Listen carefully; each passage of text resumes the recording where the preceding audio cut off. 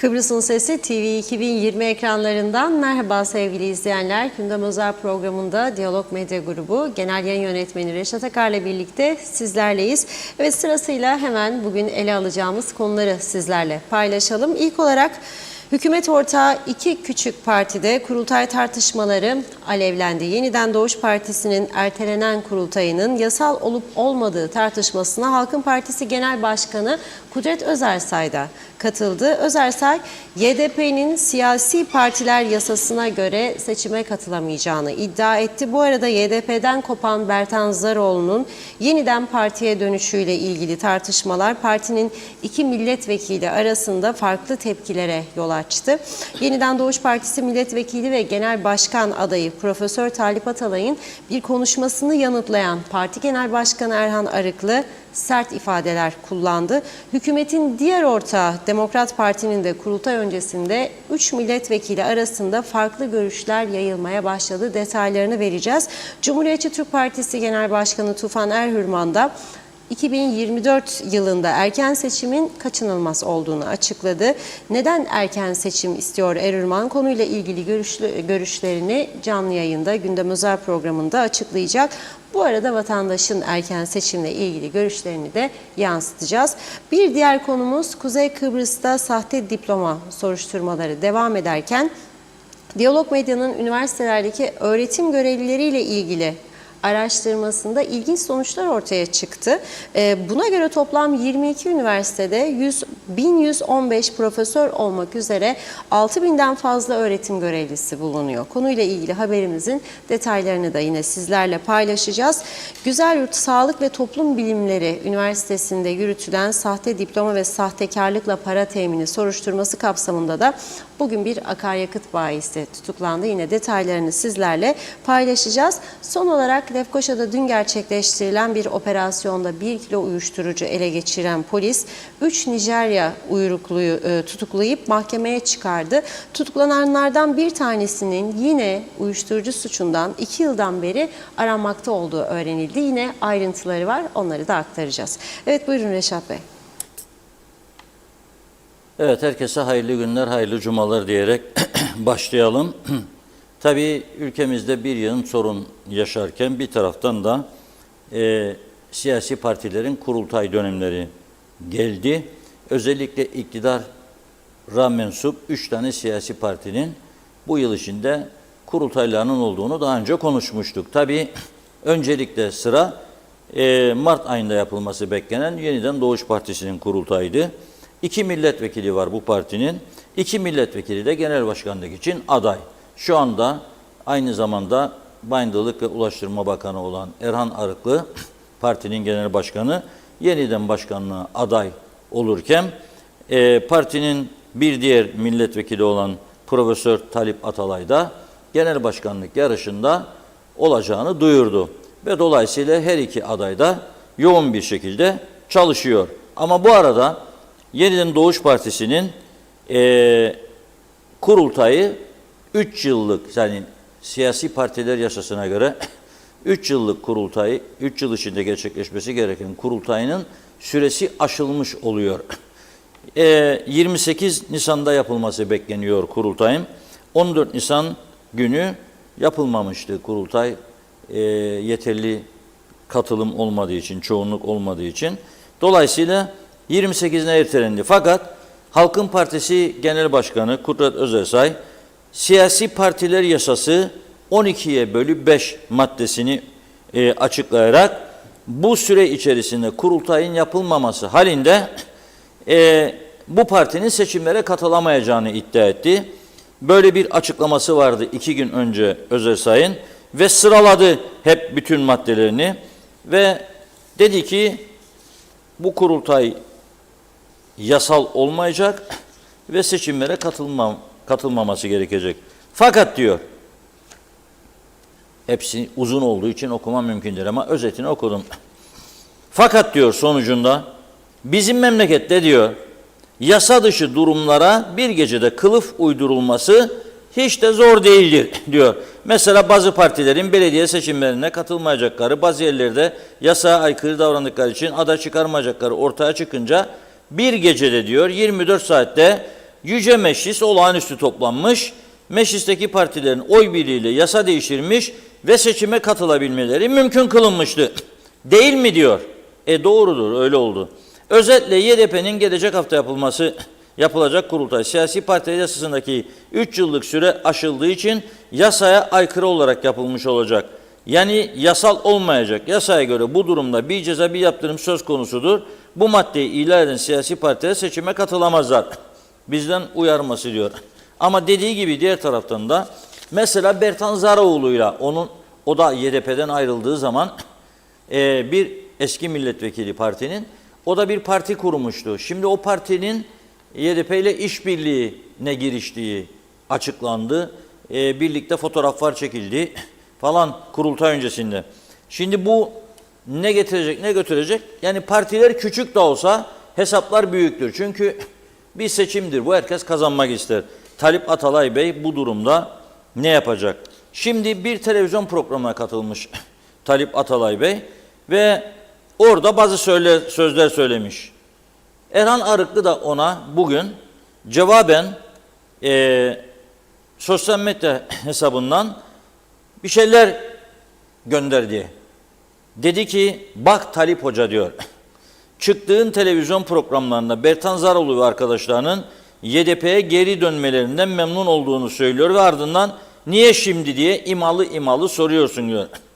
Hatta bugünkü TV programı daha ileri gidiyor. Ben sıkıştığım için diyor Bertan Zaraoğlu'nu şimdi partiye getirmeye çalıştığımı iddia ediyorsun. Oysa ben gerek MYK gerekse parti meclisi toplantıda Bertan Zaraoğlu arkadaşlarının bu kurultayda oy kullanamayacaklarını defalarca dile getirdim. Buna rağmen üyelerimizi ve kamuoyunu yanlış bilgilendir. O da etmiyor diyor.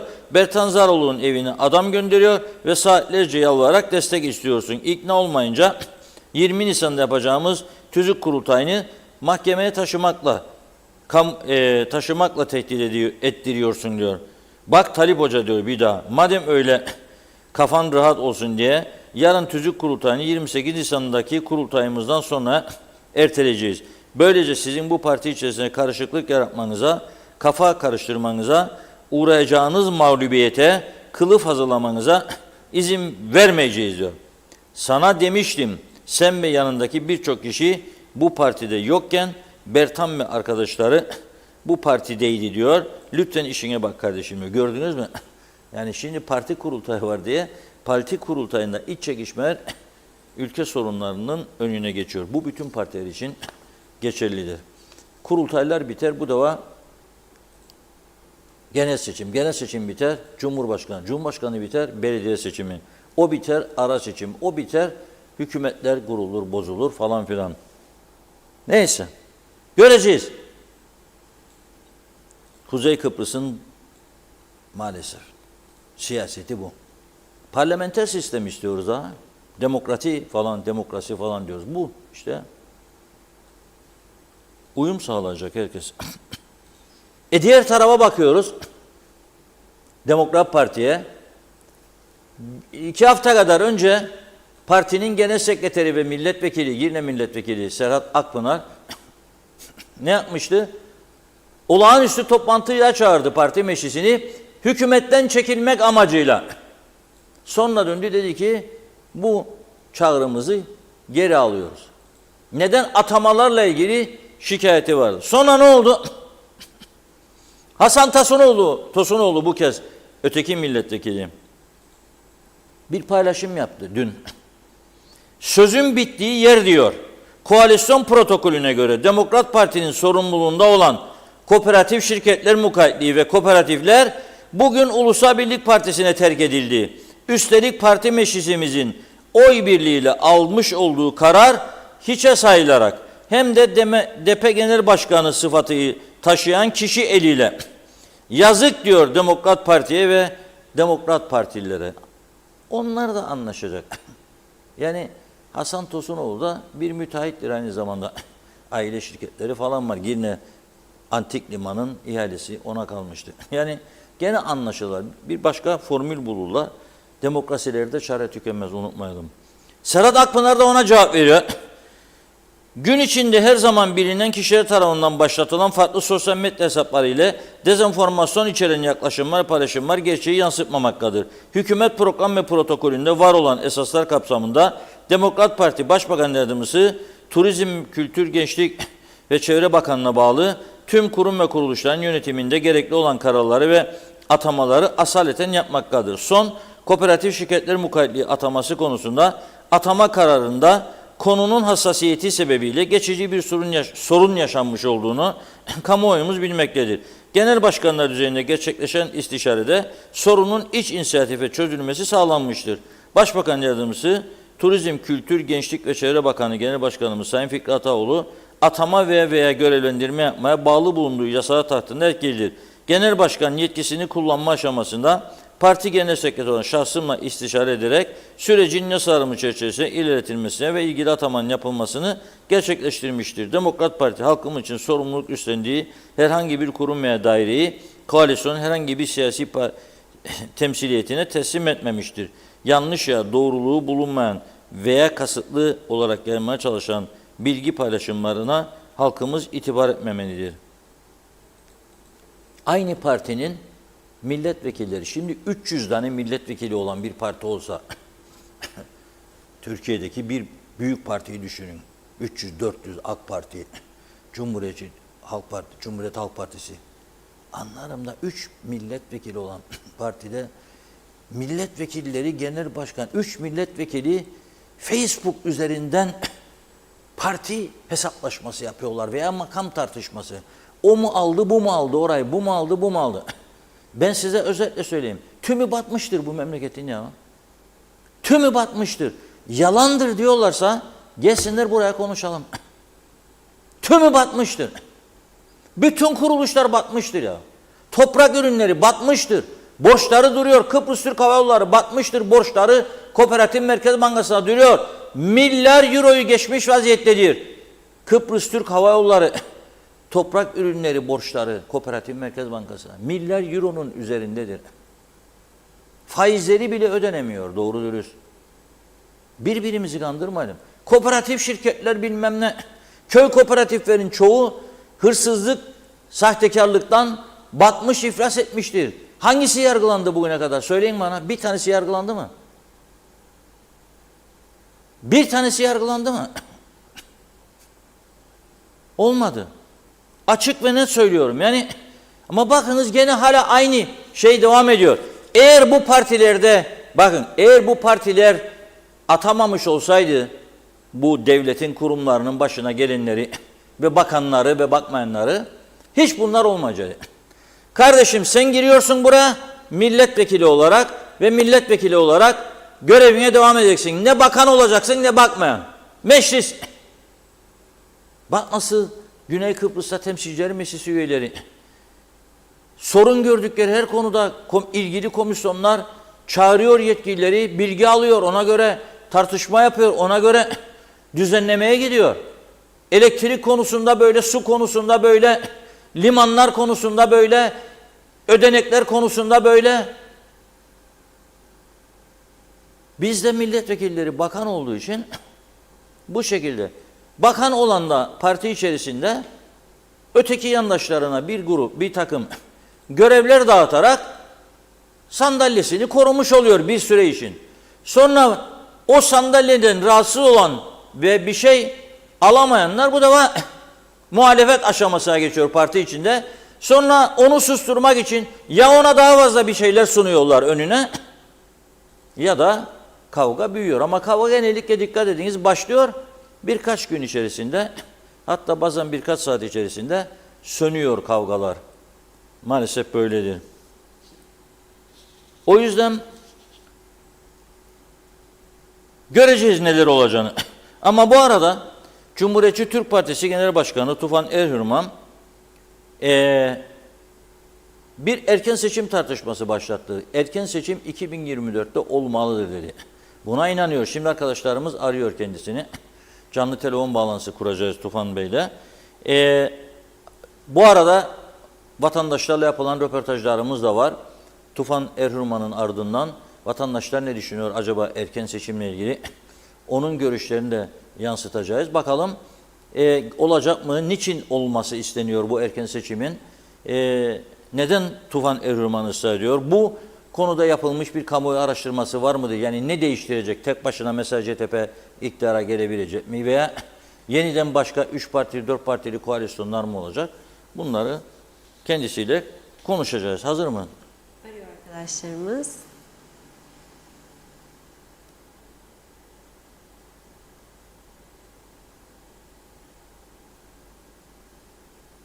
Beş gibi konuşmuştuk. 7 dakikalık rotar normaldir bizim yani. Gene havayolu şirketlerinden daha iyi. Çoğu havayolu şirketi yarım saat, 1 saat rotar yapıyor. Bugün zaten programı uzatabildiğimiz kadar uzatacağız, merak etmeyin. Mübarek gün, Cuma günü. O yüzden rahatız. Hiçbir şeyimiz yok, sıkıntımız yok.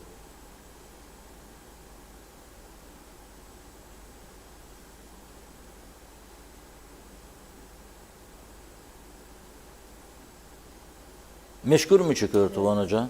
Evet, meşgulmüş telefonu. Evet, Tufan Hoca sizi arıyor arkadaşlar. Eğer beni duyuyorsanız lütfen telefonunuzu serbest bırakın, konuşabilelim. Çünkü çok konuşacağımız konu var. Diyeceksiniz ki seçimler falan filan usandık, daha konuşacak o kadar önemli konu var tabii. Bugün bir uyuşturucu çetesini çökertti dün polis ve bugün daha mahkemeye çıkardılar. Dün tutuklandılar. 1 kiloyu aşkın Nijerya çetesi, 3 kişilik Nijerya çetesi 1 kiloyu aşkın uyuşturucu. Düşünün siz binlerce insanı, binlerce ama insanı zehirleyecek miktarda uyuşturucu.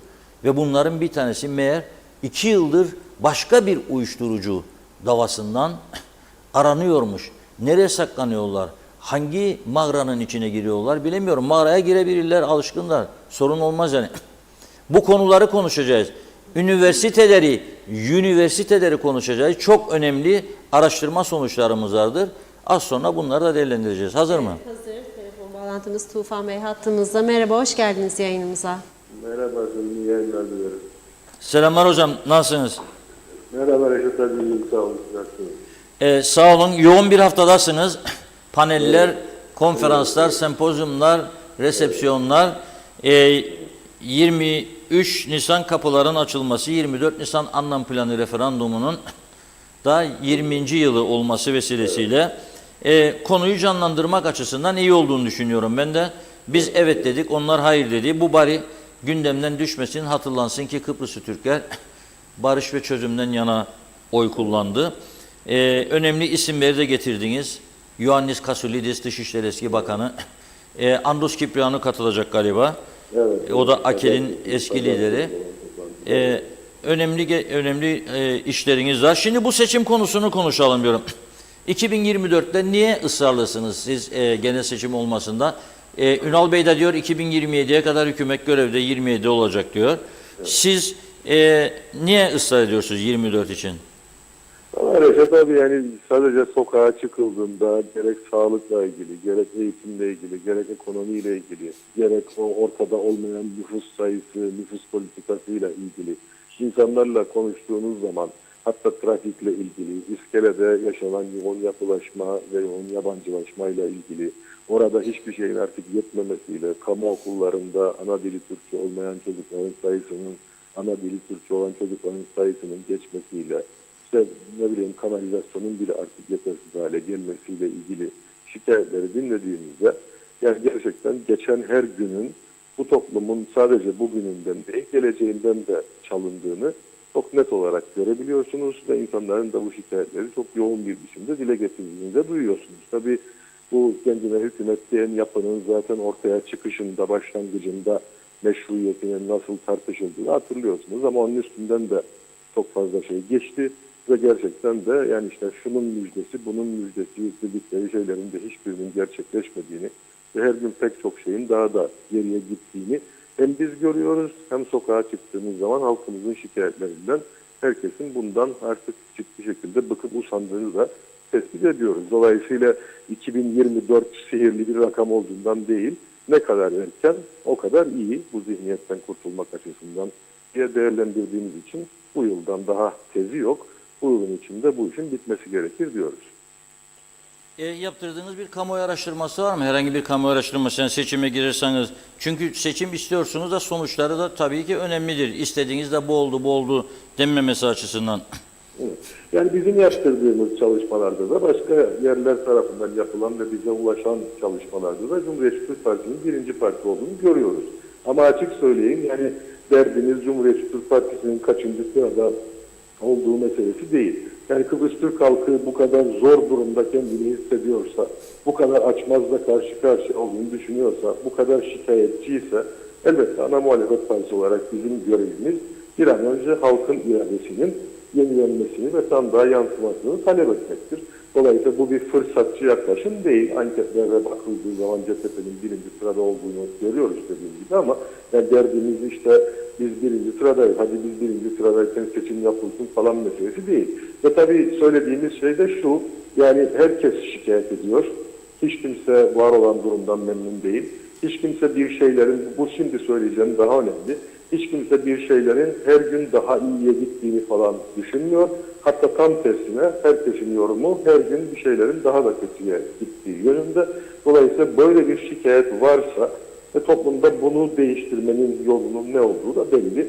Bir an önce halkın şu anda var olan iradesinin sandığa yansımasını sağlamak ve bu olağan dışı dönemi de artık Kıbrıs Türk halkının tarihinde geride bırakmak gerekiyor diye düşündüğümüz için bunu söylüyoruz. Ve dediğim gibi yani bu sadece bizim talebimiz değil, halkın sokakta dillendirdiği şikayetten oluşan talep. Ama şunu da söylüyoruz, yani hem ağlamak hem gitmek, hem şikayet etmek, hem de işte bizim derdimiz seçim değildir, geçimdir gibi laflar söylemek ya da işte seçim değil bizim talebimiz, işte bir şeylerin düzelmesini istiyoruz demek aslında şu anda ülkeyi yönettiğini iddia edenlerden umut beslediğiniz ya da onlardan bir şeyler beklediğiniz anlamına geliyor. Ama soruyoruz bunu insanlarımıza. Gerçekten de işte kamu okullarında eğitim düzelecek mi? Hastanelerde sağlık düzelecek mi? Kamu sağlığı daha mı iyiye gidecek? Ne bileyim ben, herkes çocuklarını özel okula gönderiyor ama özel okula gönderenlerin artık ödeme gücü kalmadı. Et meselesinde yaşadıklarımız ortada, koyduğu narhı dahi uygulatamayan bir kendine hükümet diyen yapıyla karşı karşıyayız.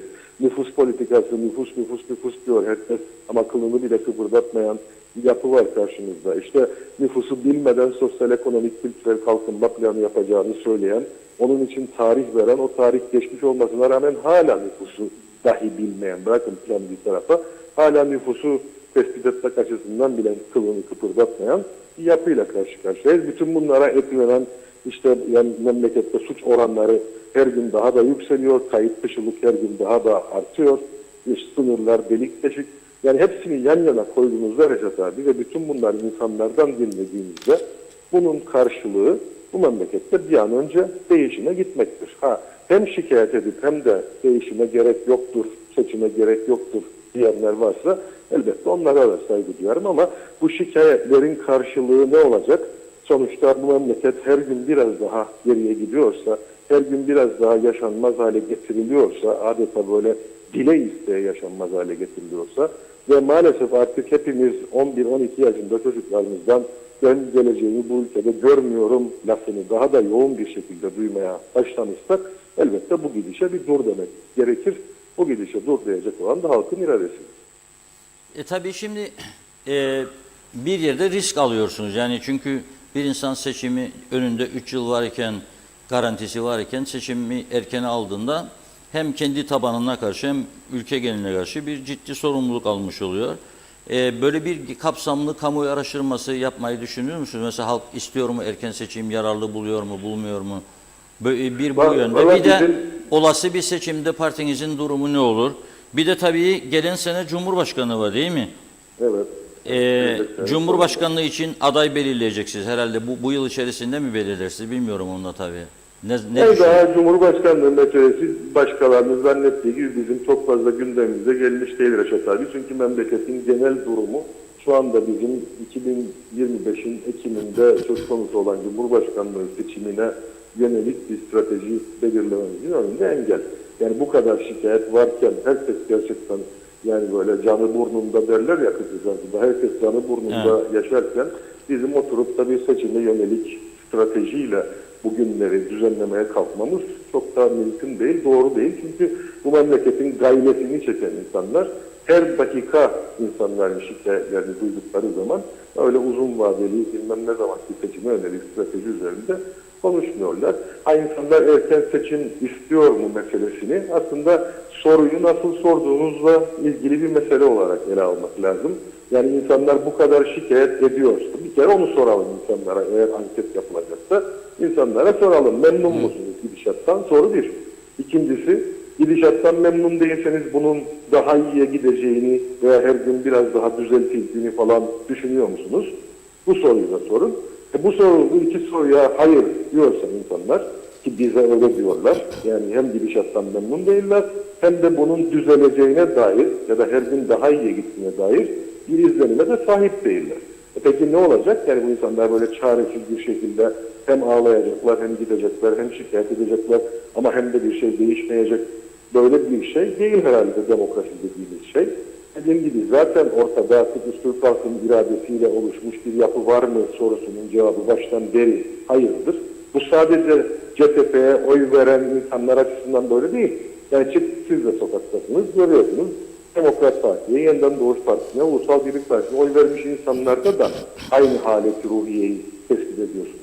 Dediğim gibi yani tekrar sorduğunuz anketlerde bize ulaşan, bizim de yaptırdığımız anketlerde elbette CTP birinci sırada görünüyor. Ama tekrar söylüyorum mesele bu değil. Yani mesela her şey bu kadar kötü olmayabilirdi. Veya insanlar bir şeylerin düzeleceğine dair inanca sahip olurlardı. Ya her gün birazcık da olsa daha iyiye gidiyoruz diye düşünürlerdi de biz anketlerde birinci parti görünmemize rağmen erken seçim koşulları oluşmamıştır diye düşünüyorduk. Ama yani bir tek yolu var bu işin. Herkesin bununla yüzleşmesi gerekiyor. Bu kadar şikayetçiysek, bir şeyler de iyice gitmiyorsa bunun yolu değiştirmektir. Başka bir yol bilen varsa beri gelsin. Yok aslında şikayet ediyor gibi görünüp de çok da şikayetçi değilsek veya her şey iyiye gitmiyor, kötüye gidiyor diyorsak ama aslında öyle düşünmüyorsak mesele yok.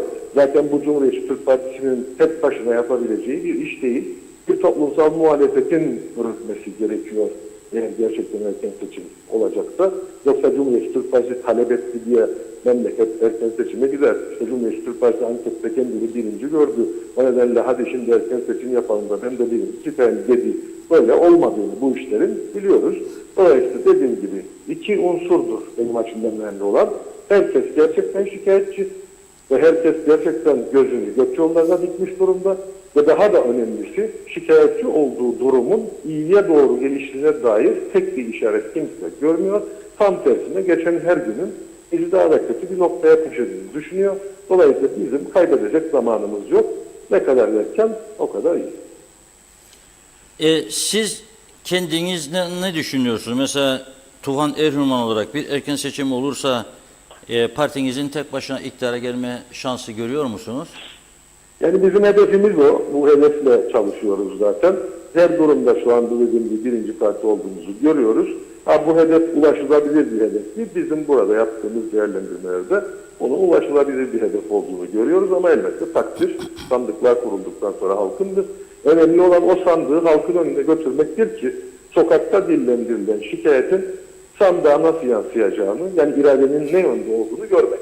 Yani çok uzun tekrar konuşmak istemiyorum ama geride bıraktığımız dönem çok olağan dışı koşulların yaşandığı ve halkın iradesi noktasında çok ciddi sıkıntıların da yaşatıldığı bir dönem oldu. Zaten bu dönemi bir an önce kapatmak gerekiyor ki Kıbrıs Türk halkının o özlediği en azından normalleşme diyebileceğimiz, halkın iradesinin sandığa yansıdığına inanacağımız bir periyot açılsın. Tekrar söylüyorum, bu mesele sadece o meşruiyet tartışmayla ilgili bir mesele değil, toplumun günlük yaşamının içerisinde demin saydım eğitimden sağlığa, trafikten ekonomiye kadar her dakika büyüyen sorunlarından kurtulmasının yolu iradesini çok açık bir şekilde ortaya koymasıdır. Başta belirttiğim meşruiyete ilişkin zaten tartışmalı durumda birlikte bunu değerlendirdiğimiz zaman bizim kaybedecek bir zamanımız yok diye düşünüyoruz. Peki mesela erken seçime ikna ettiğiniz diyelim. Hatırlarsanız daha önce de Hüseyin Özgürgün için döneminde çağrı yapmıştınız. O da hodri meydan çekmişti. Ve seçime gidildi. Şimdi seçime gidilmezden önce Hodri meydan derse UBB, sizin seçim sonrasında yapmayı düşündüğünüz değişiklikler, özellikle reform diye adlandırılabilecek bu konularda hazırlıklarınız tamam mıdır? Mesela eğitimde, sağlıkta, bu ulaşımda, karayolları, darmadağın, trafik falan var mı böyle hazır projeleri partiniz yoksa daha çalışıyorsunuz? Yok, hepsi hazır aslında Recep Bey. Yani bizim isteyen, yani internet sitemizde de var. 2018 program, bırakın 2022. 2018 programımıza da bakabilir, 2022 programımıza da bakabilir. 2022 seçiminden sonra ortaya koyduğumuz politikalara da bakabilir. Yani bu memleketin şu anda mesela en acil bir numaralı sorunu nedir diye sorarsanız, birçok başka sorunu da tetikleyen nüfus ve nüfus politikası sorununun çok açık bir şekilde önümüzde durduğunu görüyoruz.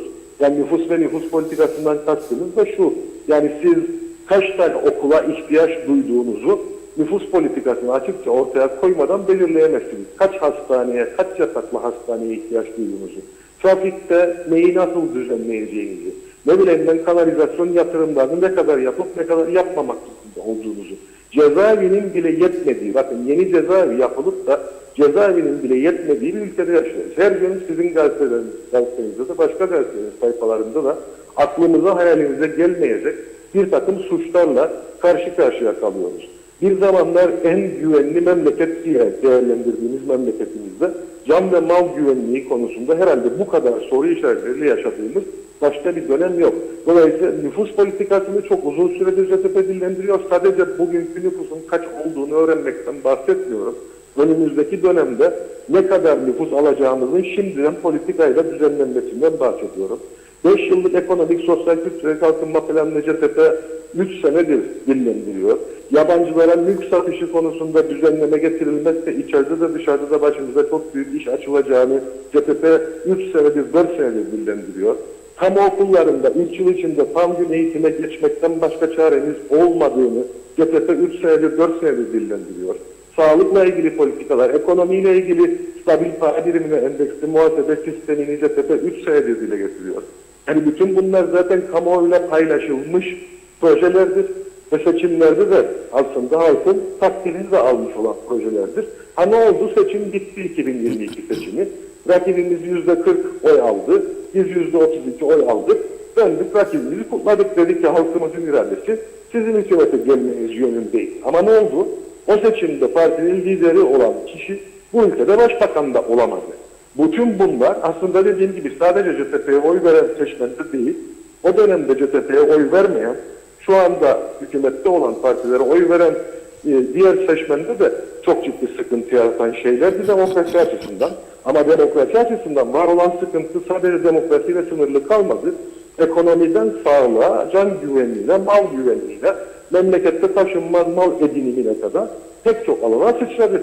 Ve bütün bunlarla ilgili defalarca uyarı yapmış olmamıza rağmen gelin bu konuları birlikte çözelim, biz muhalefetteyiz, siz iktidardasınız, sonuç itibariyle biz de destek verelim demiş olmamıza rağmen bugün oldu, hala hiçbirinde adım atılmadığı gibi bazılarında da biliyorsunuz CHP'nin projeleriyle ilgili CHP söyler biz yaparız denildi. Mesela nerede? Tam gün eğitimde. Ve denildi 2 günlük tam gün eğitim diye aslında tam gün eğitimle uzaktan yakından ilgisi olmayan bir iş yapıldı. Daha da kaosa itildi kamu okullarında eğitim. Biz dedik ki 5 yıllık ekonomik, sosyal, kültürel kalkınma planı yapacağız. CHP söyler biz yaparız dediler. Hatırlarsınız görkemli basın toplantılar düzenlediler. Bu senenin ilk çeyreğinde 5 yıllık ekonomik, sosyal, kültürel kalkınma planının yürürlüğe gireceğini söylediler. İlk çeyrek geride kaldı.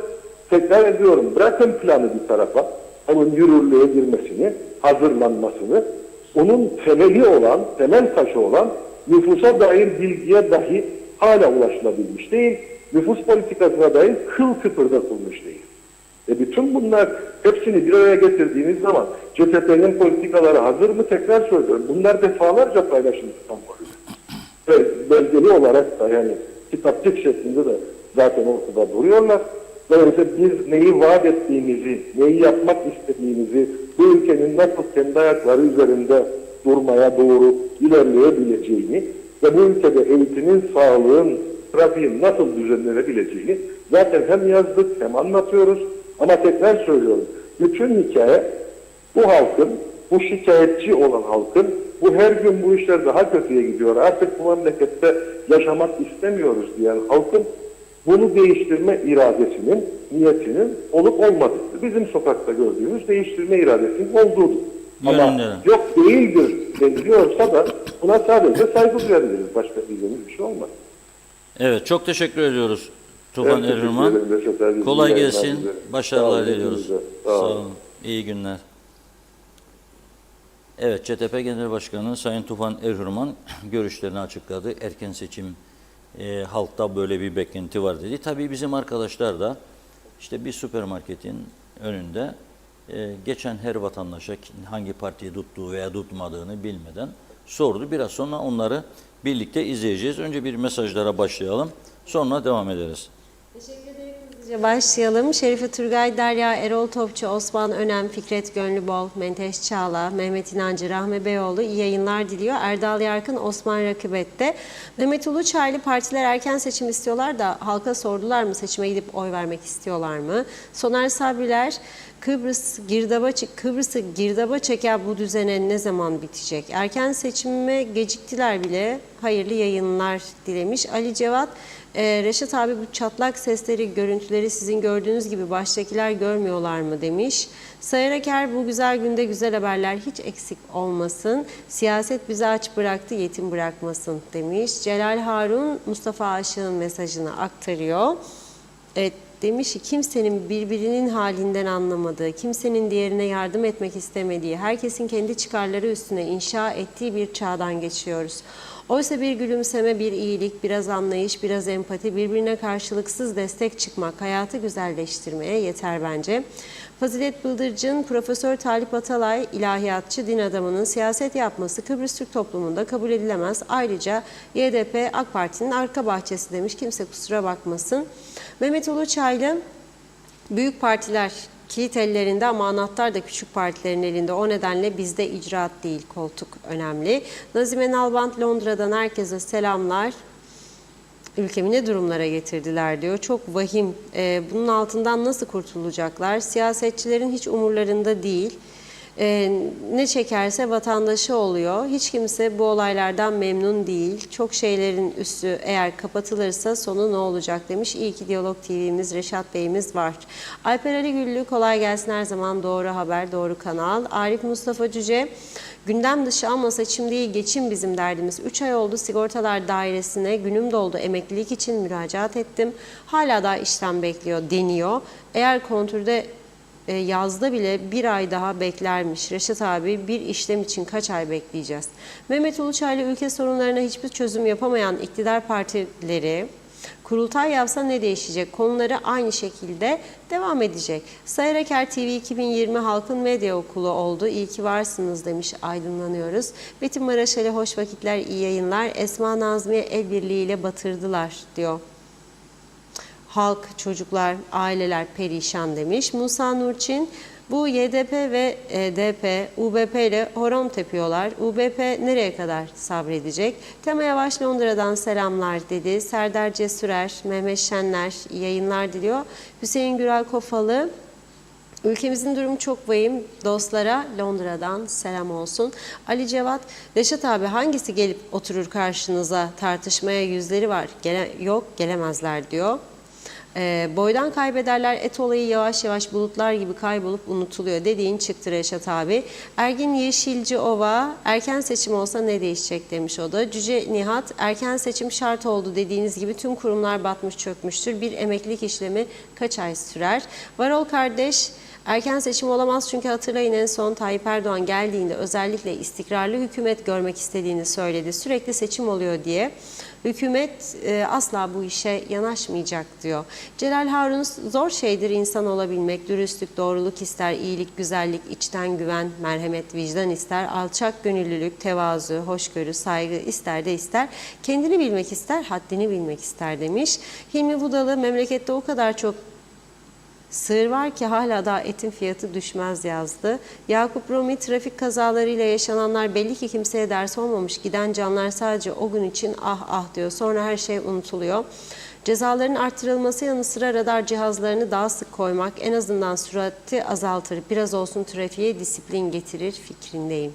Yücel Barbaros, erken seçim ne değiştirecek diyenlerin şikayet etmemeleri gerekir. Mehmet Uluçaylı, ülkede bir an önce Afrika kökenli yabancılar daha kontrol edilerek ülkeye sokmak lazım. Gelenlerin birçoğu zehir ticareti yapıyor. Özkan Özdemir, halkın seçimi yolsuzlukların, usulsüzlüklerin üzerine cesaretle giden siyasilerden yana olacak. Murat Cemre Bozay, ülke yönetimi rezalet demiş. Erken seçim şart. Şenol Tatlıcıoğlu iyi yayınlar diliyor. Mehmet Hasta, o da erken seçim şarttır dedi. Ferit Ergün, herkes halinden memnun, timsah gözyaşı bizim ülkede meslek haline gelmiştir. Yakup Rumi, maksadım ırkçılık değil ama genelde gerek uyuşturucu ticareti gerek suçların altından hep bunlar çıkıyor. Öğrenci sıfatıyla ülkede gayrimeşru işlerle meşguller. Çoğunun altında son model araçlardan ne yaptıkları belli. Bunlara sebep demiş kontrolsüzlük. Birkaç mesaj daha aktaralım. Necdet Mavi Gözlü, Kuzey Kıbrıs Birleşik Afrika Pakistan Cumhuriyeti Başkent Lefkoşa'dan iyi yayınlar diledi. Evet, Erhan Arıklı parti başkanlığını kaybedeceğini bildiği için resmen diyor kıvırmaya başladı. O koltuğu bırakmak istemediğine göre oturduğu koltuğu kirletmiş olacak ki diyor, istemiyor. Ülkemizin esas en büyük sorunu, devamlı belirtiyorum, Afrika Pakistanlılardır. Nitekim dün yapılan kontrollerde 1 kilo uyuşturucu ile yine başrollerini paylaşan 3 Nijeryalı tutuklandı. Bir tanesi ise 2 yıl önce yine bir uyuşturucu olayından aranan Nijeryalı. Nasıl oluyor da 2 yıl boyunca bu Nijeryalı yakalanmaz? Burası dağ başı mı? İnsanlar nerede ikamet ediyor?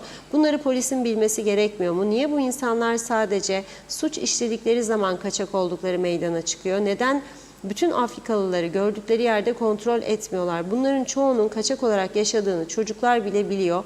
Niye hükümet bu insanlara hala göz yumuyor demiş. Tümünü de memleketlerine göndersinler, artık bu insanların yaptıklarını duymaktan, görmekten bıktık, usandık. Ey Yüce Meclis, artık bu insanlara dur deyiniz yeter artık dedi. Osman Cepheoğlu'nu da okuyalım. Maliyeden bu maaş çekleri çıktığı müddetçe erken seçimde halkın belli bir kısmı samimi değil demiş. Emsal Haliter iyi yayınlar diledi. Osman Önem kim gelirse gelsin diyor. Değişen bir şey olmayacak. Daha mesajımız var ama sonrasında yine devam edeceğiz. Teşekkür ediyoruz. Buyurun. Evet, bir araştırma yapalım dedik. Çünkü Güzelyurt Toplum ve Sağlık Bilimleri Üniversitesi'nde sahte diploma, sahtekarlıkla para demini, yolsuzluk soruşturmaları devam ediyor. Ne oldu? Durdumuzdu, bittimizdi diye konuşurken, yani merak ederken hepimiz, meğer bitmemiş. Polis tabii yoğun bir şekilde çalışıyor. Bu arada o soruşturmaları da sürdürmeye çalışıyor. Çünkü ülkede çok ciddi olaylar var ve hepsine polisin yetişmesi lazım. Bugün polis dün akşam gözaltına aldığı bir akaryakıt bayisini, bir iş adamını bugün mahkemeye çıkardı Güzelyurt'ta. Hüseyin Saldam sahte belge düzenleme, sahte belgeyi tedavüle sürme suçlarından mahkemeye çıkardı ve hakkında 3 gün tutukluluk emri alındı. İfadesine başvurulan Saldam'ın Kıbrıs Sağlık ve Toplum Bilimleri Üniversitesi'ne ait arazinin temizleme işlemiyle ilgili temizlenecek olan arazinin iş aracına yakıt ikmal ihtiyacı karşılaması adına anlaşma neticesinde toplam 8 adet fatura keserek 207.500 Türk Lirası değerinde bir tahsilat yaptı diyor. Üniversite kendisi şikayetçi olmuş bu durumla ilgili. Böylesi bir alım diyor okul tarafından ödendi diyor bu bedel. Üniversite 207.500 TL.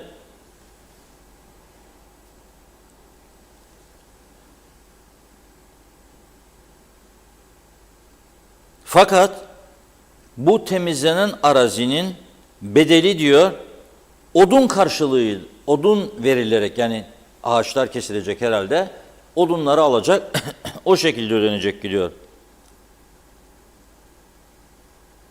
Polis mahkemede böyle açıklamış ama buna uyulmadı, para verildi diyor ve dolayısıyla Mahkeme 3 gün tutukluluk veriyor. Avukatı ise zanlının diyor ki bu şekilde itham edilmesine diyor benim müvekkilimin sebep olan neden nedir diyor. Esas bunu araştırsın polis diyor. Nasıl oldu da bu faturaları verdi yani demek istiyor. O soruşturulsun diyor. Yani demek istiyor ki ileri gidilsin. Şimdi biz bir tarafta üniversitelerimizin bu durumunu tartışırken daha bir tanesindedir. Diğerlerinde bir şey yok şimdilik. Ama YÖK denetleme ve soruşturma uzmanları adaya geldi. Bizim YÖDAK'la toplantılar yaptı. Bir takım stratejilerin belirlenmesine gidildi ve diğer üniversitelerin de denetleneceği yönünde iddialar var. Tabii bunu kaç zamanda denetleyebilirler, nasıl ortaya çıkar bilemem. Sağlık ve Toplum Bilimleri Üniversitesi'nde bu sahtekarlıkların ortaya çıkmasının sebebi üniversite sahiplerinin polise şikayetçi olmasıdır. Yani polise siz şikayetçi olmadığınız sürece yani sahipler veyahut da oradaki görevlilerden birisi veya siyasi bir yetkili araştırma soruşturma başlatamaz polis. Yasalarımız böyle emrediyor. Polise gidip bizzat ilgili birisi şikayette bulunacak. Polis onun üzerine gündemini alacak. Ciddi bulursa ihbarı soruşturacak. Sağlık ve toplum bilimlerinde böyle gelişti olaylar. Diğer üniversiteler denetlenecek mi? Bilemiyoruz. Denetlenebilir mi? Elbette denetlenebilir ama bu kadar üniversite 22 tane faal olduğunu öğrendik.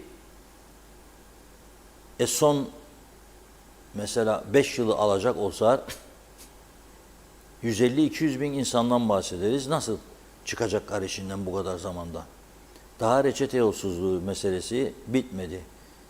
Bu üniversitenin daha çorap ipliği gibi devam ediyor durumları. Yani dolayısıyla ne zaman nasıl bitecek belli değil. Bu arada bizim aklımıza bir konu geldi. Dedik ki bu 22 üniversitede iddiaya göre bütün üniversitelerimizde kimse de bilmiyor ha. YÖDAK'a da sorduk yani. Sorduk orada bir yetkiliye. Verdiği cevap tam sayı kimse bilmiyor. Bakın üniversitede de kaç kişinin okuduğu tam sayı kimse bilmiyor. Çünkü kayıt yaptırıp da hiç gitmeyenler var. Özür dilerim. Kayıt yaptıktan sonra vazgeçenler var. Ama biz ortalama diyelim ki 102 bindeler, 30 bini gitmiyor, 70 bin öğrenci kabul edelim. Benim düşünceme göre çok daha altındadır. Ama 70 bin dedim. Şimdi bu 22 veya 23 üniversitede çok iyi dinleyin lütfen burasını.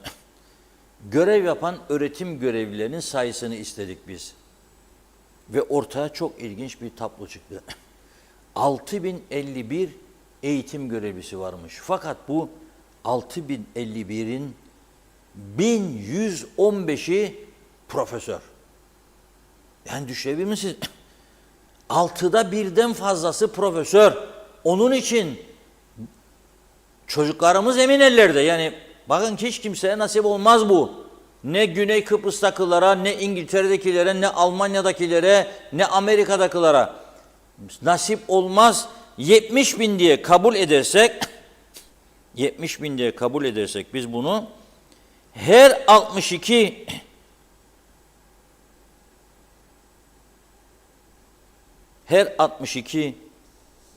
öğrenciye bir profesör düşer forever tiyarensi de. Ya bu gerçekten kırılamaz yani rakibi olmayan bir rekordur. Hiç kimse. Hani şimdi Amerika'sı, İngiltere'si, Almanya'sı, İsrail'in yanındadır ya. Bütün bu güçler birleşse gelse yıkamaz bizi. Çünkü yoktur böyle bir olay. Yani her 62 öğrenciye bir profesör büyük bir nimettir. Yani bizim dünyayla tanınmamışlığımızı tanınmışlığa çevirebilmek için böyle bir yöntem bulduklarını düşünüyorum ben. Profesör. Hocam seni de profesör yapalım ama önce yardımcı doçent sonra doçent olur. Yardımcı doçent ve doçent ne kadarmış? Bir de ona bakalım. Kuzey Kıbrıs'taki üniversitelerde çok ilginç rakamlar var. 1115 profesöre ilaveten 648 doçent, 1324 da doçent yardımcısı var. Dolayısıyla buna da baktığımızda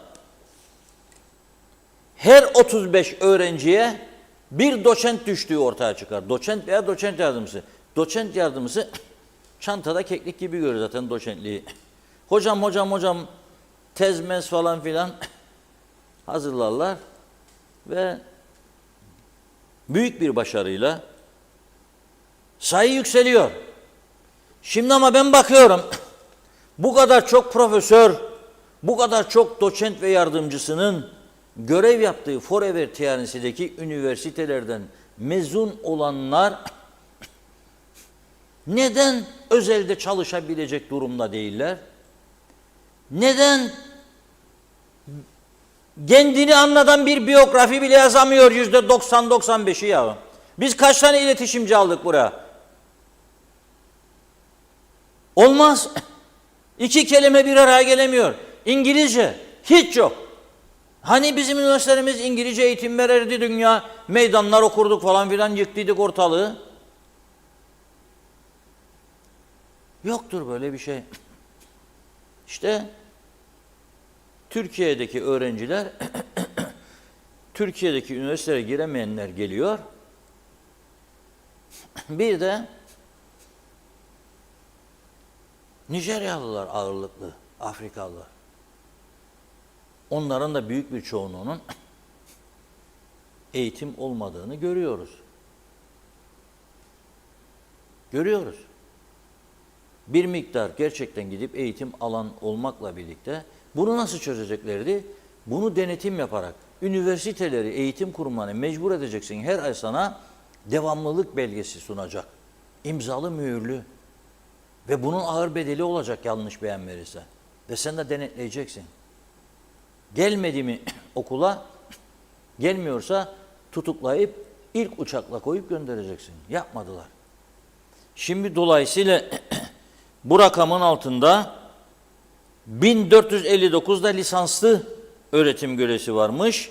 693'te eğitim elemanı. Ya müthiş bir rekordur bu. 6051 öğretim görevlisi, 1115'i profesör, büyük bir olaydır. 1115 profesör ve bu kadar çok doçent ve yardımcı, 1324 yardımcı, 648 doçent, ikisini topladığımızda 2000 de o. Bir hesap kitap yapınız. %51-52'si üniversitelerdeki eğitim görevlilerinin doçent veya profesördür. Bu büyük bir olay. Yani bizim bu üniversiteyi bitiren çocukların dünyadaki bütün en büyük üniversiteden mezun olanlarla çarpışması lazım. Onları yerle bir etmesi lazım.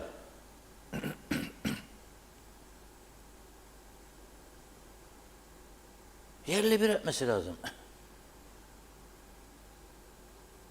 Da Doktor Sıla'nın bıraktığı işi gücü Leonardo da Vinci'den bahseder mecliste. Sorun bakalım üniversiteyi bitirenleri, Leonardo da Vinci kimdir? Ya Afrodit? Kıbrıs'ın o bir öteki adı nedir? Sorun bakalım. Yoktur böyle bir şey.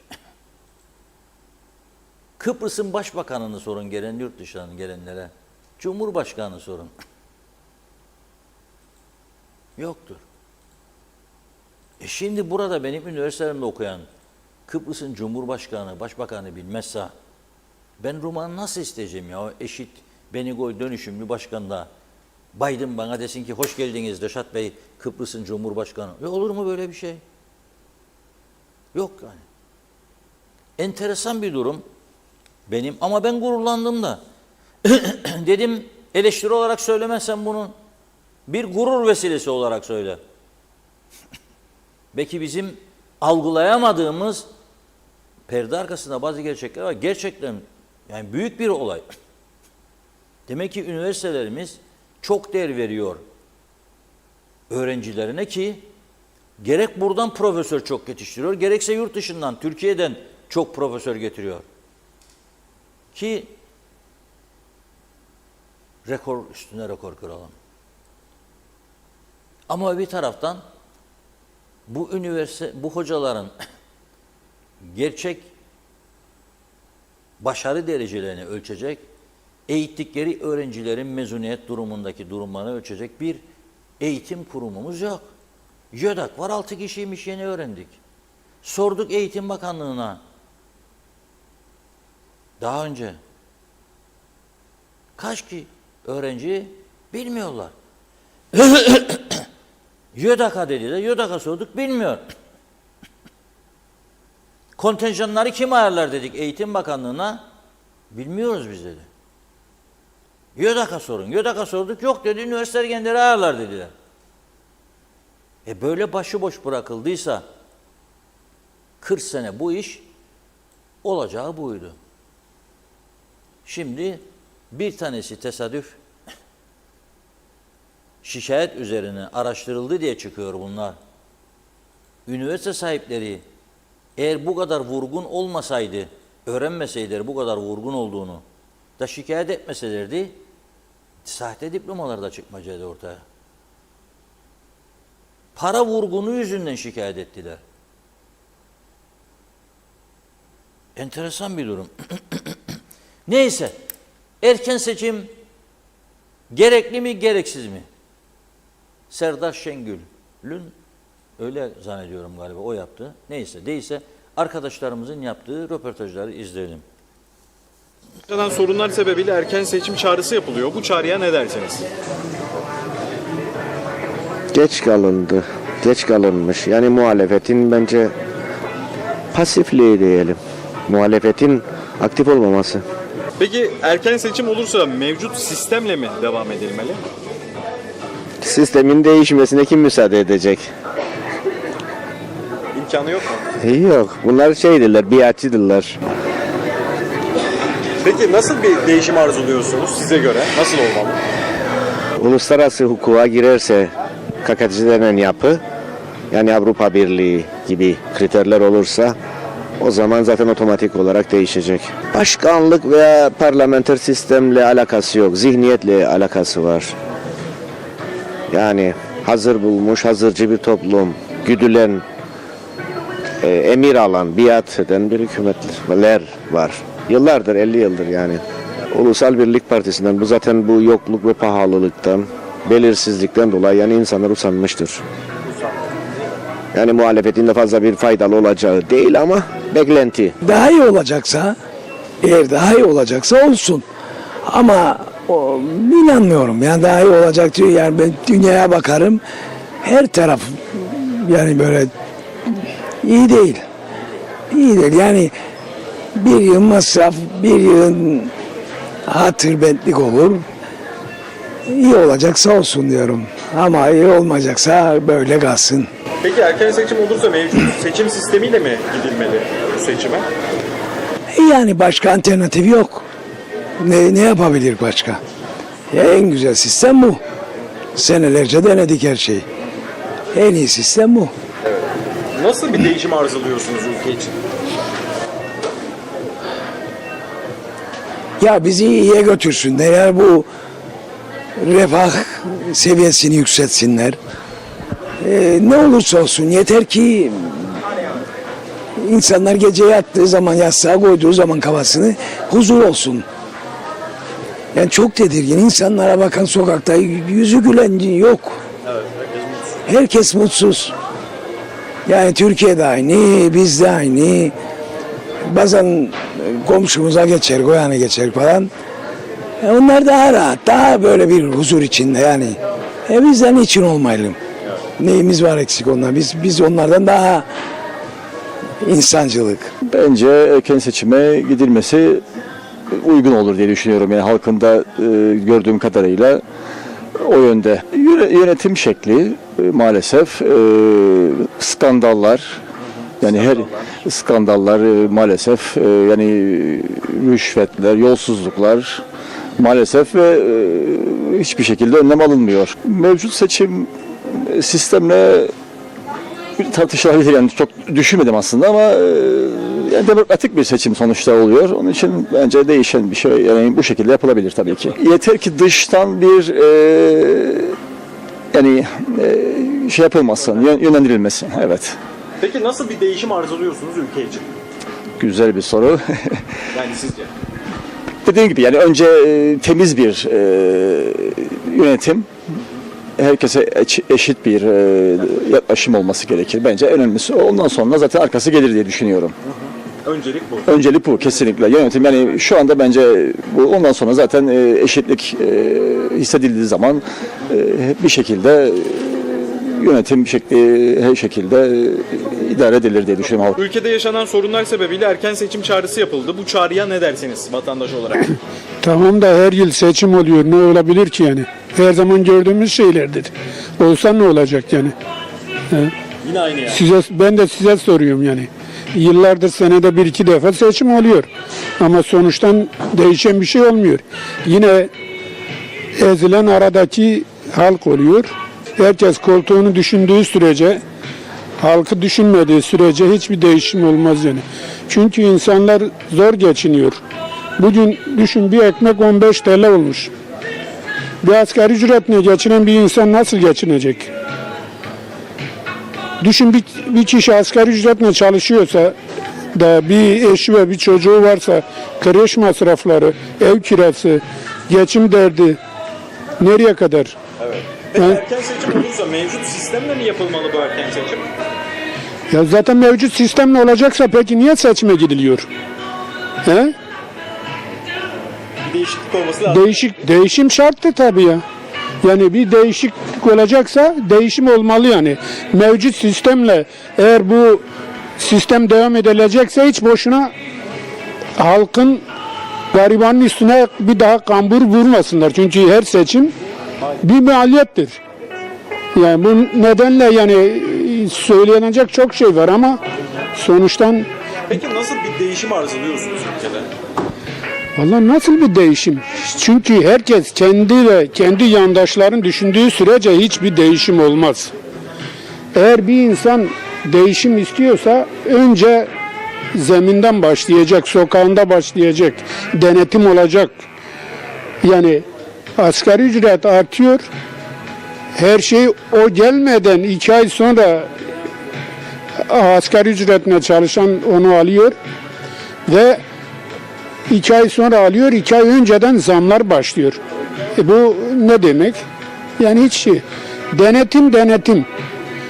Yerel seçimler olsun, belediyeler sokakları denetleyecek. Çöpüne varıncaya kadar. Çok iyi olur. En azından taşlar yerine oturur belki. Herkes kime oy vereceğini bilir.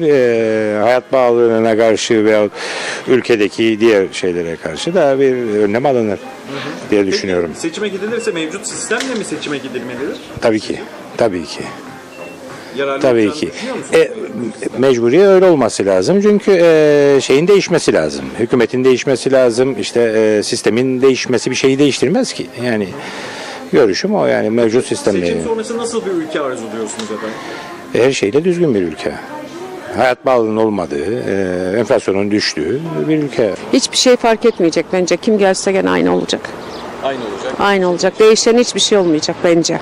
Yani Türkiye'de öyle bir şey yok. Burada da yani tek bölge olmasa da olur. Ne fark edecek? Sonuçta fark eden bir şey yok yani.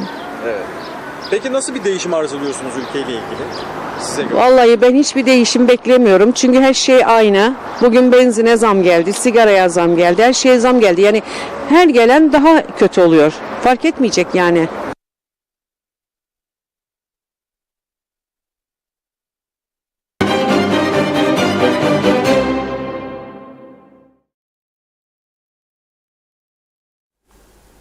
Evet, bir taraftan da konuştuğumuz konuyla ilgili deneyimli kişilerden görüş geliyor. Mesela Doğu Akdeniz Üniversitesi doçent olabilmek için jüri karar verilmiş buna.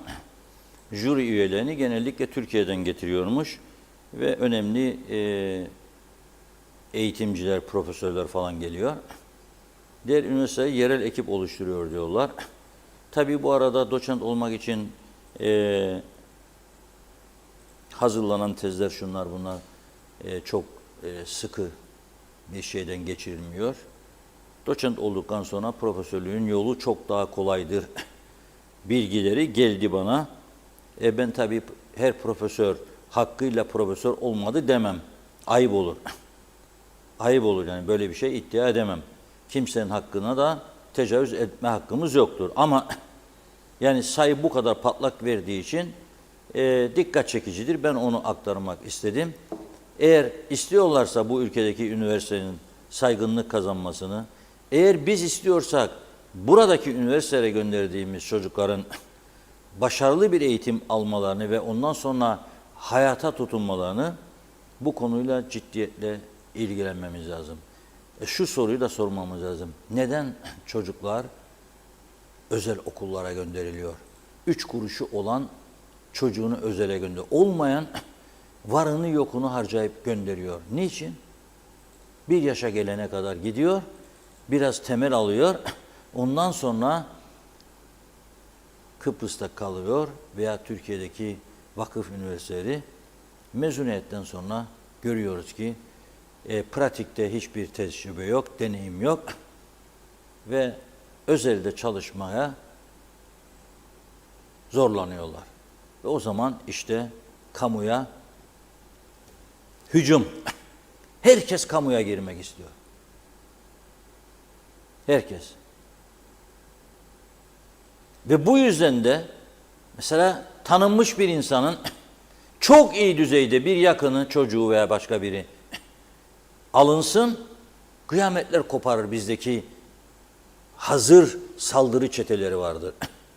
Ama öte taraftan getirir, ilçe başkanıya bilmem ne, verir 50 kişilik ise bir gün 1 saat, 50 kişi de aldılar. Torpil. Sonra iktidar değişir, öteki gelir, o da 50 almaz, 49 alır veya 39 alır. Değişmez sistem. Bu çökmüş sistem maalesef bu ülkeyi bir düzeye çıkaracak bir sistem değildir. Bu benim şahsi görüşümdür. Bütün geçirmiş olduğumuz deneyimler bunu gösteriyor. Pratik hemen hemen hiç yok. Lisan hiç yok. Bakın güneyde otellere yaz geldi. Şimdi yine başladılar. Çalışacak işçi arıyorlar. Ama diyor ki ya İngilizce iyi düzeyde ya Yunanca diyor. Gidiyor bizim, hatta bir sendikacıdan duydum ben. Ne görevi yapabileceğini düşünüyorsun diye sorunca, giden bizim Kıbrıslı Türk demiş ki ben okulu çok iyi dereceyle bitirdim. Sorumlu makam pozisyonda isterim. Amir mamir. Hangi otelde çalıştın evladım demiş daha önce sen. Hiç. Nasıl? Çalışmadan, görmeden, etmeden. Nasıl? Demiş müdür yapayım. Sen demiş daha büyük otellere layıksın. Bizim ufaktır otelimiz demiş. Thank you. Nasıl? O zaman gelin işte burada. Anne, baba, kardeş, amca, dayı falan. Ya bizim çocuk kaldı sokakta, bir çocuğumuzu aldıramadınız devlete ya. Aldıralım. Bak ne dedi Mustafa Naimoğulları dün? 5000 tane hayvancı var dedi. Alsınlar devlete dedi, kurtulalım dedi. Hayvancılar Birliği Başkanı dedi ki, madem dedi et ithal edecekler, alsınlar 5000 hayvancıyı devlete, hepimiz kurtulalım dedi. Bana göre cazip bir teklif. Yani bir hesap kitap yaptım. Hayvancıların her birine ortalama 40.000 lira maaş bağladım ben. Asgari ücret 24. 40.000. Çok iyi para. Ne eder? Ayda 2 milyon. Bir yıl 2 milyar 400 milyon.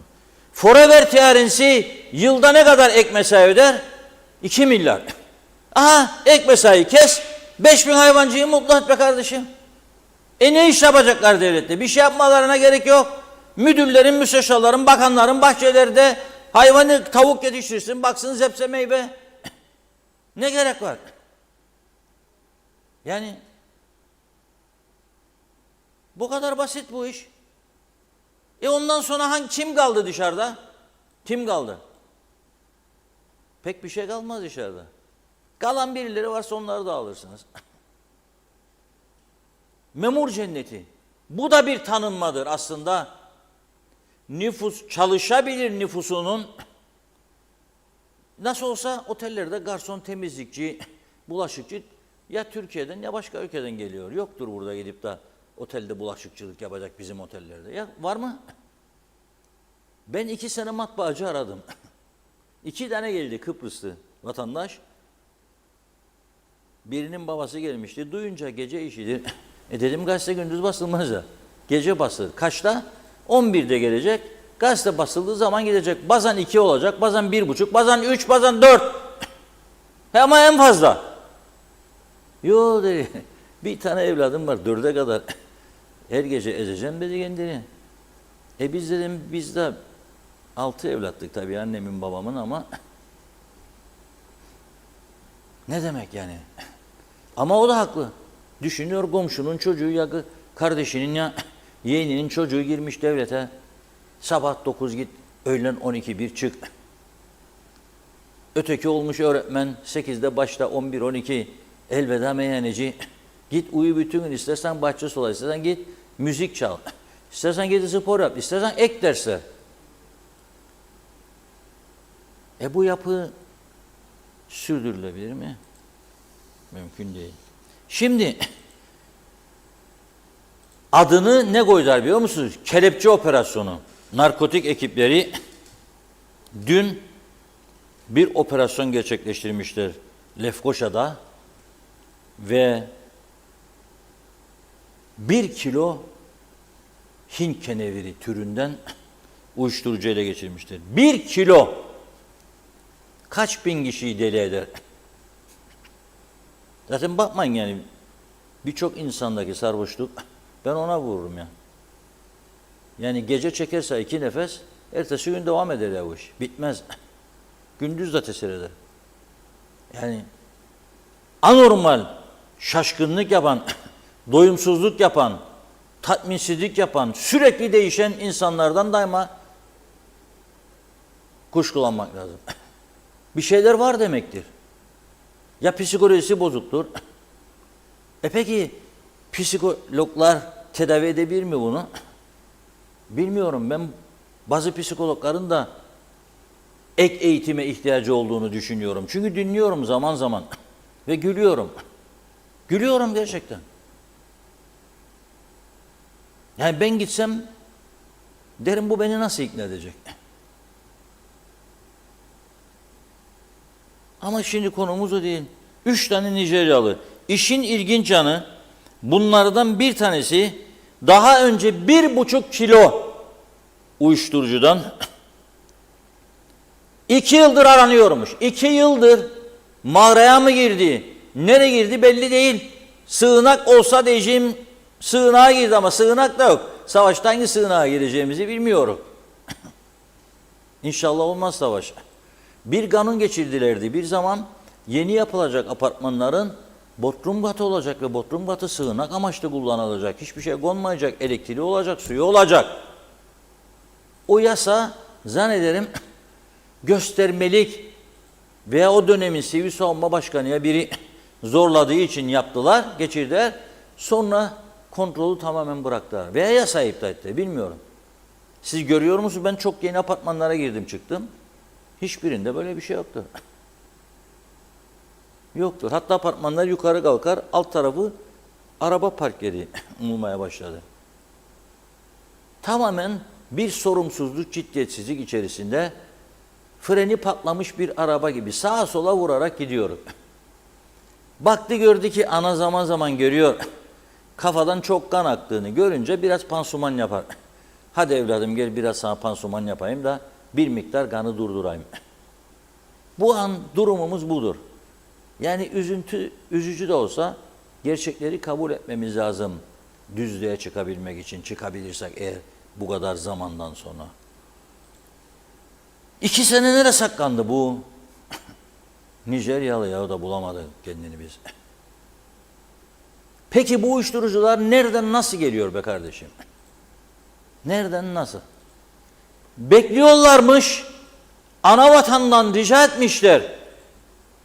Gazi Mausa'nın limanına ve Girne turizm limanına 2 tane X-ray cihazı koysunlarmış da ülkeye giren tırlar ve kamyonlar ve arabalar denetlenebilsinmiş. Şu anda denetlenemiyormuş. Gümrük memuru da böyle gözüne baktığında anlayamazmış. Anlayamaz tabii. Nasıl anlayacak baktığında gözüne? Çok maliyetli bir şey de olmadığını da biliyorum. Çok araştırdım. Ben şunu söylerim. Yazıklar olsun, bile 2 tane X-ray cihazını alamadık, gümrüklere koydum. Ercan'daki ne kadar hassastır diye yazdı bir izleyicimiz, adımı verme dedi. Vermem tabii. Seni ne kötü adam yapacağım. Bir ele tanıdığın var iktidardakilerden. Ben kötü olmuşum zaten, olayım. Seni de kötü adam yapar mıyım? Ya Ercan'daki ne kadar hassastır bilmiyorum. Ama ben Ercan'da valizleri açıp içindekilerini çalanların kamera görüntüsü olmadığını biliyorum sadece. Takıldı mı şimdi oraya kamera? Yeni havaalanı yaptınız ya, o da valizler esas son çıkış noktası. Kamera koymadığınızda o uyanıklar, özellikle lüks sosyete gördükleri bayanların valizini açıp içindeki takıları, makıları, saatleri, telefonları götürmediler mi? Bu kadar basit mi bu işler ya? Bu kadar basit mi? Sarıldı şimdi Azerbaycan, bizi tanıyacak, az kaldı. Parlamento arası işbirliği, ilişki falan filan diyorlar. Bazıları da inanıyor buna.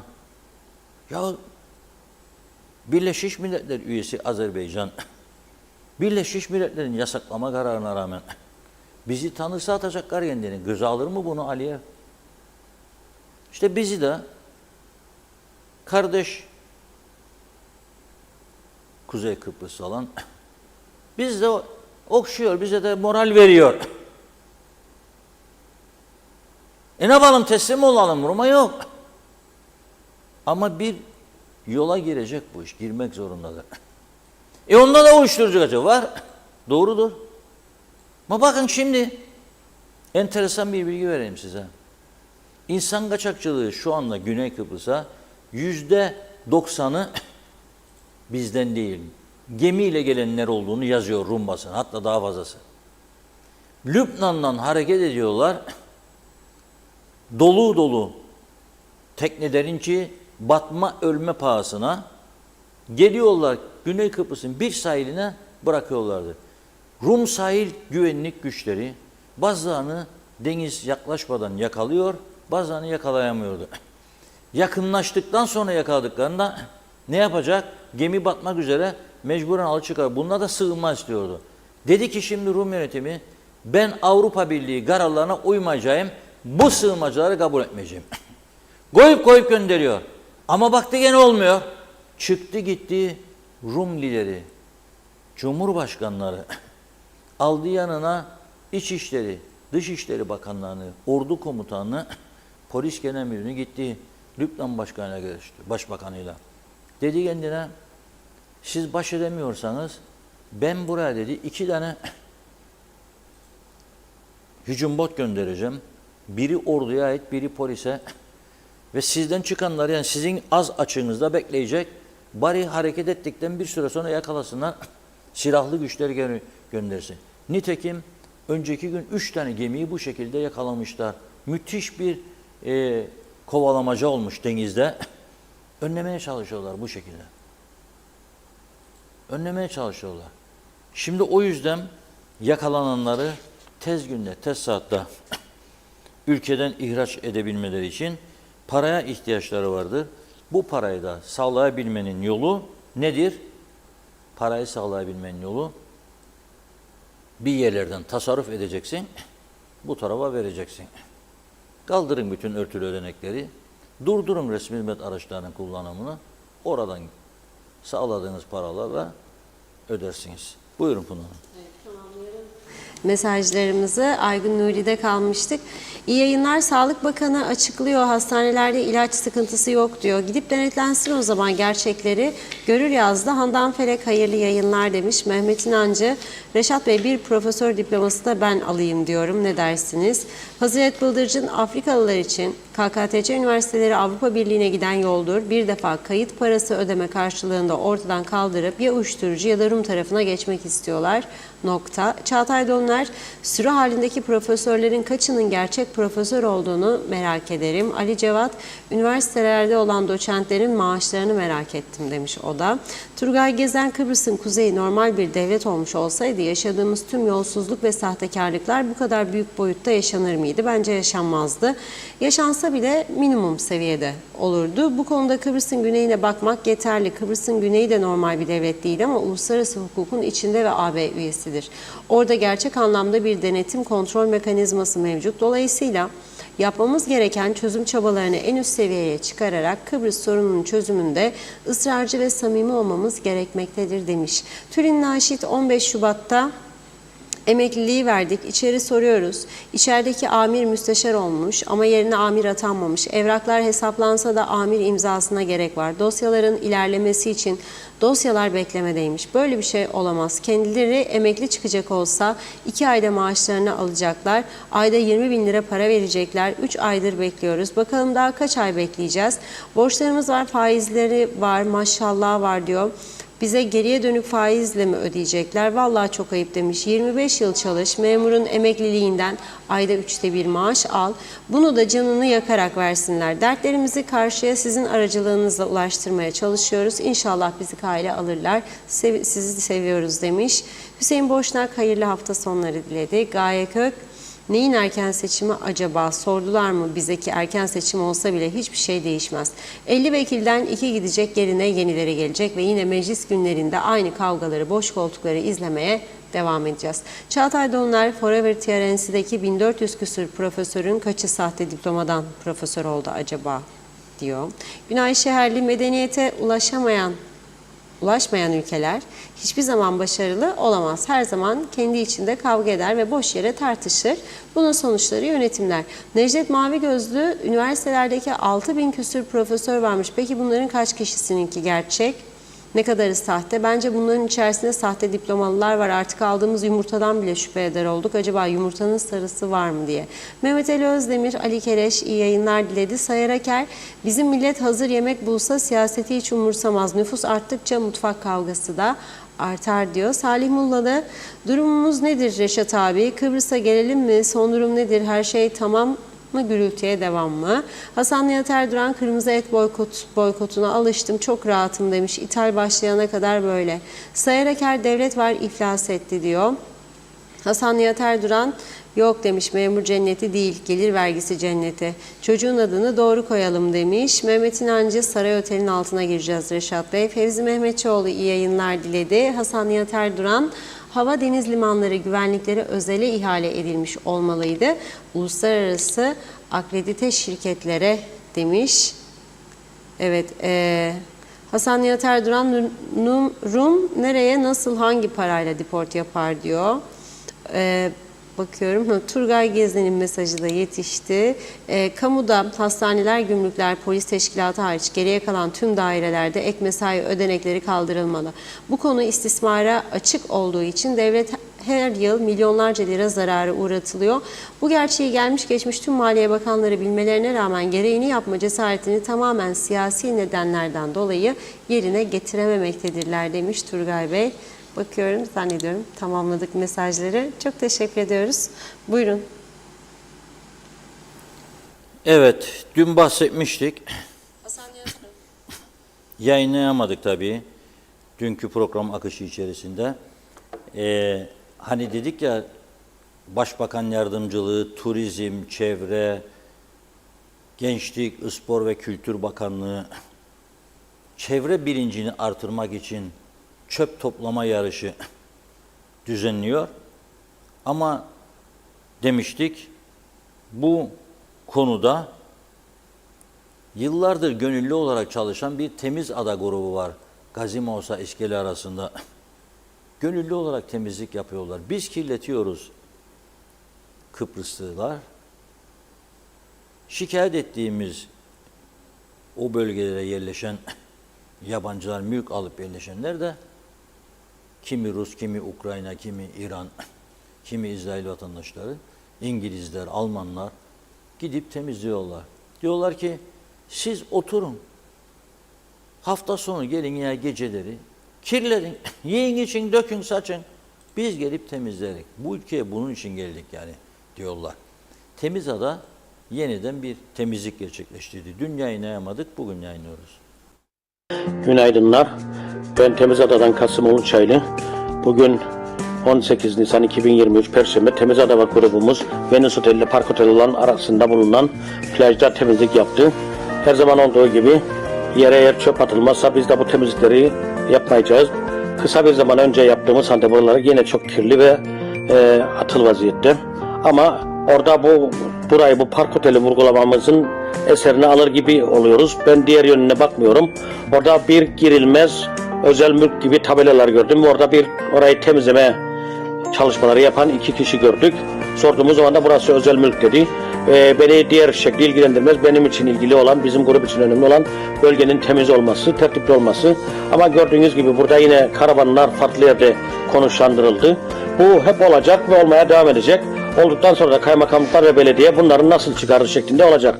Bunlar olmadan önce bu insanlara bir yer gösterilmesi ve karavancılığın desteklenmesi, her zaman bunu söylüyoruz. Çünkü yasak değildir. Bu insanlar bu karavanları madem bu ülkeye soktu, bu karavancılığı yapacaktır. Dolayısıyla bunların yüz surat olmadan önce farklı yerler gösterilmesi gerektiğine inanıyorum. Biz Temizada her zaman olduğu gibi çevreye duyarlılığı devam ettireceğiz. Ben tüm katılımcı arkadaşlara çok teşekkür ediyorum. Temizada her zaman olduğu gibi ülkenin farklı yerlerinde, farklı zamanlarda çevre ve doğa için her zaman vardır, var olacaktır. Herkese katıldıkları için çok teşekkür ediyorum.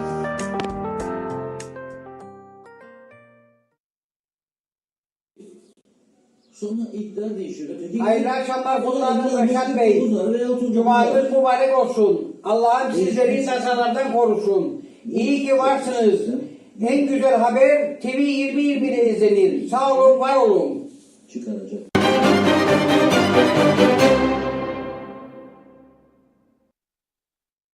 Evet, bu şekilde programımızı da tamamlamış olduk. Güzel bir müzik parçamız vardı Cem Karaca'nın ama pazartesine bırakıyorum. İnşallah pazartesi daha geniş bir zaman dilimi olur. Yayınlarız şarkımızı da. Pazartesine kadar görüşünceye dek sizlere iyi bir hafta sonu diliyoruz. Yarın meteoroloji diyor ki kuvvetli yağmur var. Sağanak yağışlar var. Ona göre yani piknik hazırlığı yapmasın kimse. Çünkü yağış var.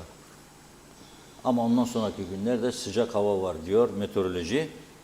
İnşallah bereketli yağışlar gelir ve zararsız, kazasız, belasız atlatırız. Görüşünceye kadar hoşça kalın diyorum. Evet, biz de size teşekkür ediyoruz. Tamamlıyoruz sevgili izleyenler. Ben de sağlıklı, güzel bir hafta sonu geçirmenizi diliyorum. Yeniden görüşünceye dek hoşça kalın.